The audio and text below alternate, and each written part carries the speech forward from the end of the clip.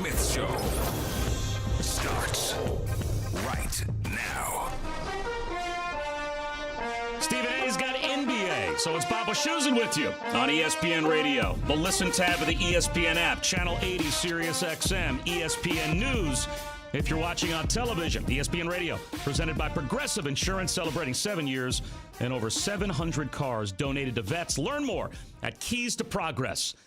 888-SAY-ESPN, 888-729-3776 is the telephone number. I need like a virtual hug from everybody who's listening to me anywhere, because I am the radio play-by-play guy of the New York Jets here in New York, and it has not been easy. This has been hard. Very rarely would I refer to my job as work. None of my buddies ever want to hear me complain about my job. The minute I start talking about flight delays, the minute I start talking about having to get up at 4 o'clock in the morning and go to the airport, my buddies in their cubicles, like many of you out there right now might be, and I'm like, you know what? You're right. You are 100% right. I have nothing to complain about. I have a dream job. I get to go to games for a living. I have to shut up and have to understand that everybody's got at least a little something about their job they don't like. And mine is the travel. I am all over America doing college sports, and I'm dragging bags through airports and waking my butt up at 5 o'clock in the morning to get to the airport. None of that's fun. But normally when I go to the games are fun. And honestly, even this year, going to Jet games is still fun, but it's been less fun this year. I will be honest. 888-SAY-ESPN, 888-729-3776. That's where I'll start. We'll get to the first college football playoff rankings release a little bit later on. We're going to talk to Ryan Clark at the top of the next hour. He, of course, an LSU guy. We'll talk about the Bayou Bengals, their chance to win the whole thing.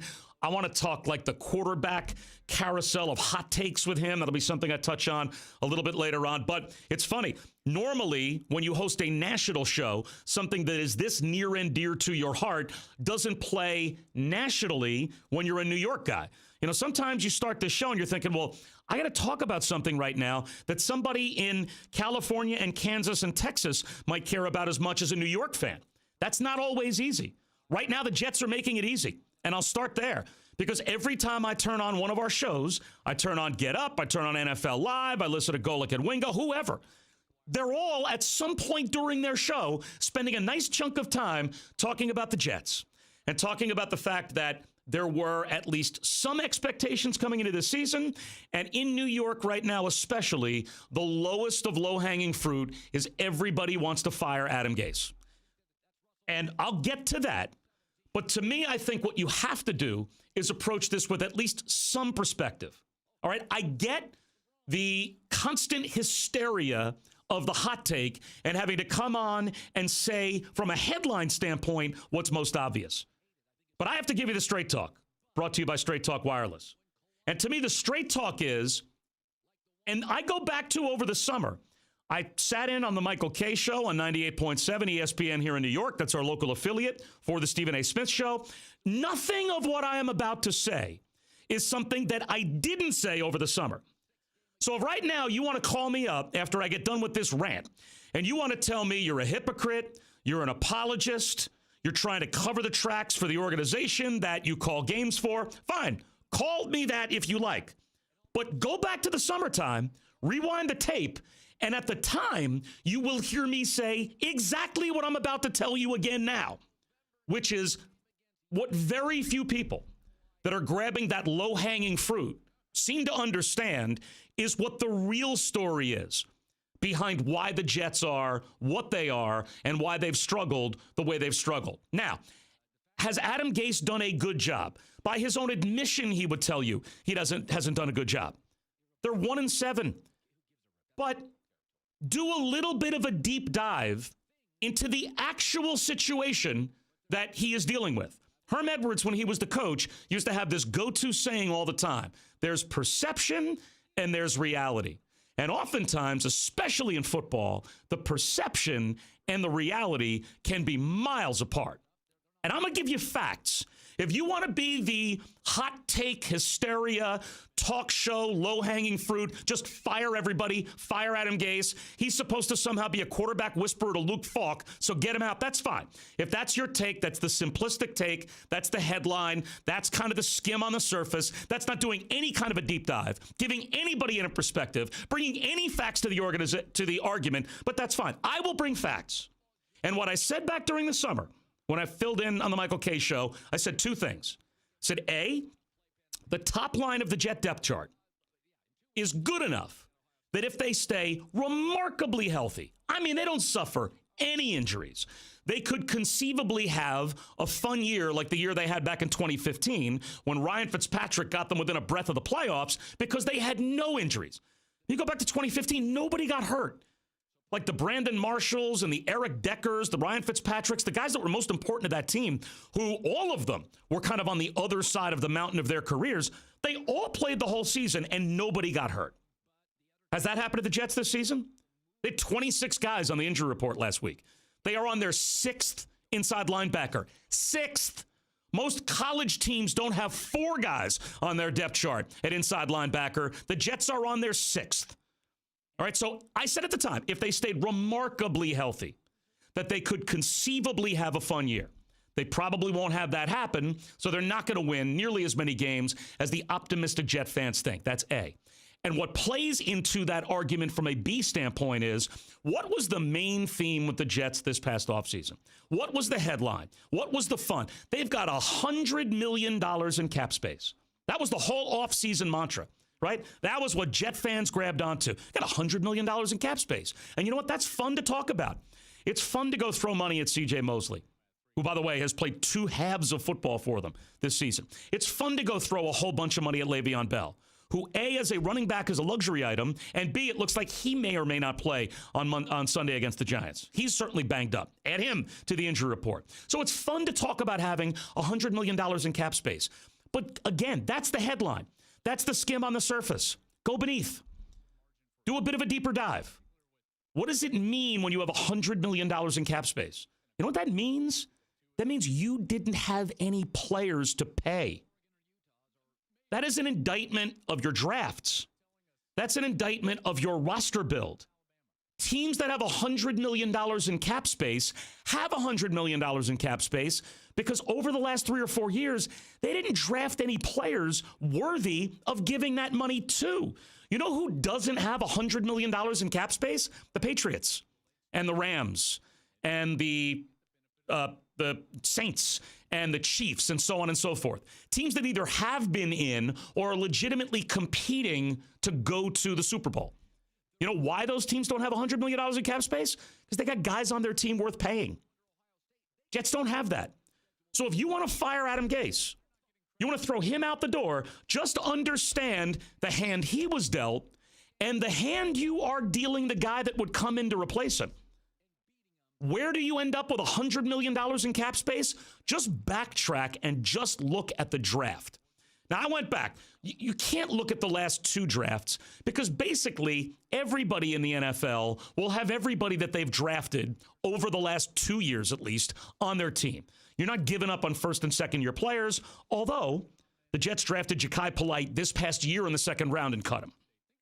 Mike McCaffrey drafted him. Joe Douglas and Adam Gase cut him. So already the Jets have sent packing a 2nd round draft choice this year. But put that aside. Start in 2012. I don't think it's fair to go further back than that. Because going further back than that means now you're talking about guys in their 9th and 10th and 11th years. There are good players that could be drafted 10 years ago and are no longer in the league. So I'm just going to go back to 2012. All right, that's 8 years ago. Where when you're drafting a guy on the 1st or 2nd round 8 years ago, you have a reasonable expectation. That guy's going to be on your team for a good long time, if not become a star. So go from 2012 through 2017. The 6 drafts leading up to these last 2 were, again, if I draw that line in the sand. 2012, the Jets drafted 8 guys. They're all gone.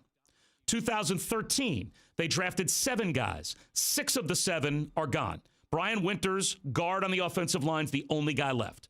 2014, they drafted 12 guys. Basically, all 12 are gone.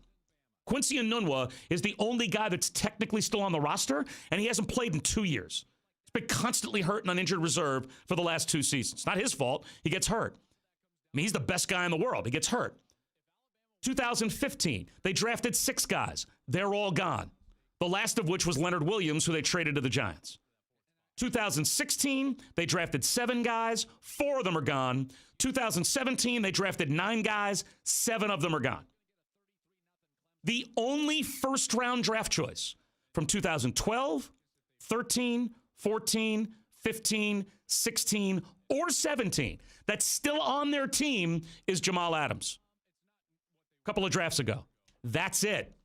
They drafted 49 guys from 2012 through 2017, and 41 of the 49 are gone. They're not on their team anymore, including the first-round draft choice in 2012, 2013, 2014, 2015, 2016. They drafted 49 players. 41 of them are gone, including 6 of their last 7 first-round draft choices. Again, if you start in 2017, they've got Sam Darnold, obviously, from 2 years ago. They've got Quinnen Williams from this year, first-round draft choice. But no team can be judged on who they just drafted the last couple of years. Everybody keeps those players on their team. Honestly, most teams keep just about everybody on their team from the last 4 drafts because that's when players are cheap. Rookie contracts run out after 4 years. A 5th year if you're a first-round guy. So think about that. 2016 and 17, those are guys that are still on their rookie contracts. They drafted 16 players. 11 of the 16 are gone. Of the most affordable guys. Now, you know who had nothing to do with any of that? The general manager and the coach. And don't say the coach was here for this past draft. He was in the building. But there is a very clear line of demarcation with the Jets between the coach and the general manager. They both have their own direct line to the owner.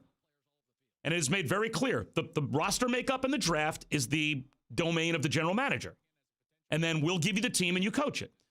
Now, does Adam Gase have some input? Yeah, he has some input. But he wasn't running the draft. So Joe Douglas hasn't drafted a player yet.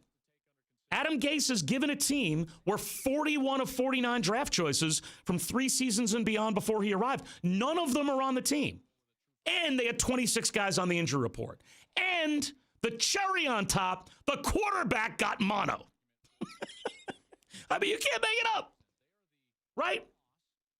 The guy that you spend every minute that you can with, everything that Adam Gase and this coaching staff did starting in February.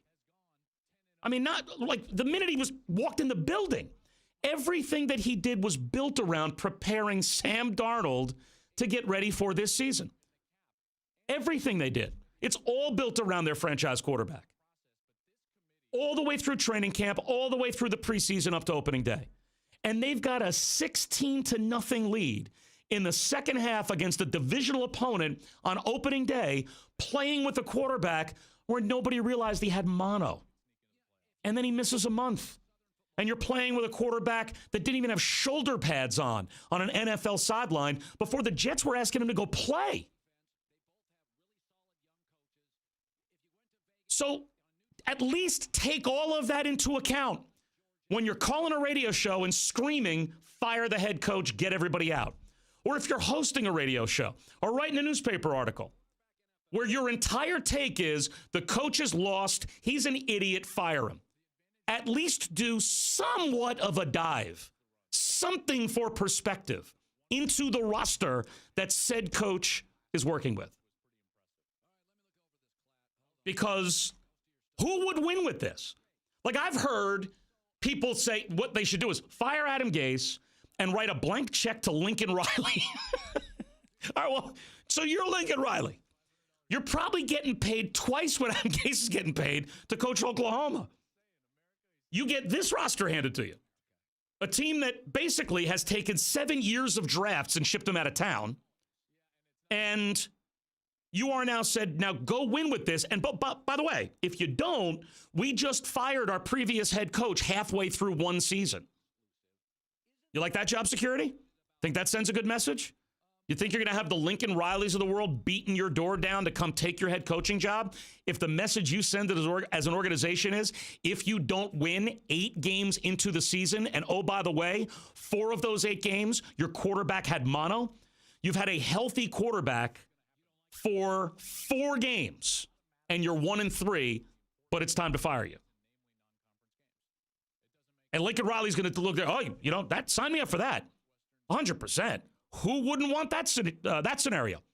Who wouldn't want to walk into the warm embrace of an organization that fired a coach after 8 games, 4 of which didn't even have his quarterback? 3 of those 4 games didn't have his second-string quarterback. He was playing with a third-string quarterback. Now, has Adam Gase done a good job? I'm sure by his own admission he would say no. So I guess 2 things can be true. But at least somewhere in the argument, the evidence has to be presented that the guys that are having their jobs judged right now by the current performance for the Jets were handed this roster that they didn't have anything to do with. And again, if you think I'm just being an apologist, if you think I'm someone that is now saying this as an excuse where I wasn't willing to say it before, go find the tapes. Go rewind the tapes from the shows I hosted back over the summer on 98.7 ESPN here in New York, where I filled in on the Michael Kay show. And if I'm on a show, obviously, naturally, at some point, Jets are going to come up. Go find those tapes. See what I said then. See if I didn't say having $100 million in cap space is not a good thing. That's a bad thing. That's a bad sign. You're not supposed to have $100 million in cap space. See if I didn't at the time say that if they suffered any significant injuries, that they were going to be in big trouble. Because I said all of that over the summer. All of it. You know what's happened? They have had a massive number of injuries. The highest priced player on their team that they brought in via free agency is a linebacker who got hurt on opening day, came back and played like 3/4 of one game after that, and might as well now be on IR. So the only good that they could do with $100 million in cap space, 2 of the big names that they spent it on, one of those guys really didn't even played. He looked like a dominant player opening day against the Bills, and we haven't seen him since because he's got this groin injury that just won't go away. So again, somewhere into the argument as to what you want to do with a head coach, you've got to do some kind of a deep dive into what he's actually dealing with and be honest about what he's actually dealing with. Now, after all of that, you want to say that you need to make a coaching change? I guess if you're still in that camp, then there's nothing I'm ever going to say to convince you otherwise. You know, you're like a member of one of our 2 political parties right now. You're just dug in. It doesn't matter what the other side says to you. You're going to vote the way you're going to vote, and that's it, and your name can't be changed, or your vote can't be changed. I guess I'm kind of talking to some of the reasonable people in the middle to say, look at some of the evidence. At least be on it, and then ask yourself, if you fired this coach with the roster the way it's currently constituted, and you ask another coach to come in and take over, what are you expecting of the next guy? What do you think is going to happen? I mean, Jet fans who want to fire Adam Gase and think that that's going to be some kind of a cure-all, just be honest with yourself about the job that the coach and the general manager have to do here, no matter who the coach is, no matter who the general manager is. This is a rebuild that's just getting started. They just got the quarterback last year. That's the most important piece. The last guy in all of this that I would be worried about is Sam Darnold. All right, I've heard plenty of slings and arrows thrown at Sam Darnold as well. Sam Darnold has no offensive line, has no receivers that consistently win one-on-one, and has no run game because he has no offensive line to support him. But you know what, kid? Go out there and do your best. And by the way, he had mono. I think I mentioned that before. He's the last guy I'm worried about. They're fine. The quarterback is going to be fine. He is everything that you want the face of your organization to be. You can't get a harder worker. You can't get a more professional kid, and he is still a kid. And you got to let him grow. And you got to let him learn from his mistakes, and he will. But the idea that they're going to get the first or second pick and draft Tua is the dumbest thing I've ever heard. That's not happening. All right, they have their quarterback. But that's only step one. They tanked, quote unquote, a couple of years ago to get the quarterback. And somehow they won enough games where they had to trade 3 second-round picks to go get the quarterback. But they got the quarterback. But the idea that getting the quarterback ends the rebuild is ridiculous. That's just not looking accurately at what is actually out in front of them. And the job of Joe Douglas now, and you will see him do this, he will spend draft capital on offensive linemen. That will happen. He will build the brick wall in front of this quarterback. They will go out and get guys to block for this guy. That will happen. Put it in the bank. But this season, if you thought that somehow this was, either a playoff team or they had to at least be 9-7 or something this year for you to acknowledge any progress, is just not being honest in any way about the actual roster rebuild that they had to do if you run those numbers down, about how many guys they drafted and how many guys are gone. And that's the Straight Talk, brought to you by Straight Talk Wireless. Everything for less, only at Walmart. We'll come back. We'll hit the phones. Again, I'm going to get the college football rankings stuff in a little bit later on. We'll do the quarterback carousel hot takes with Ryan Clark at the top of the hour. But I want to talk to you when we come back. Bob Wischusen in for Stephen A. on ESPN Radio. And today is the day for doing with the Home Depot's wide selection of fall lawn care products. No matter where you live, the Home Depot has all the supplies you need and tools like mulch, calculators to make you get the most for your fall lawn or gardening projects. Prepare your grass for winter with a variety of products from Scotts, and help the Home Depot's convenient pickup lockers. So you'll find plenty of do-it-yourself project ideas and buying guides that make outdoor activities fun and easy. Visit homedepot.com/outdoors for details. The Home Depot, more saving, more doing. Bob Wischusen in for Stephen A. Coming right back. We'll hit the phones. 888 say ESPN, 888-729. 3776 on ESPN Radio. Today on ESPN Daily, in less than a year, the Warriors went from being one of the best teams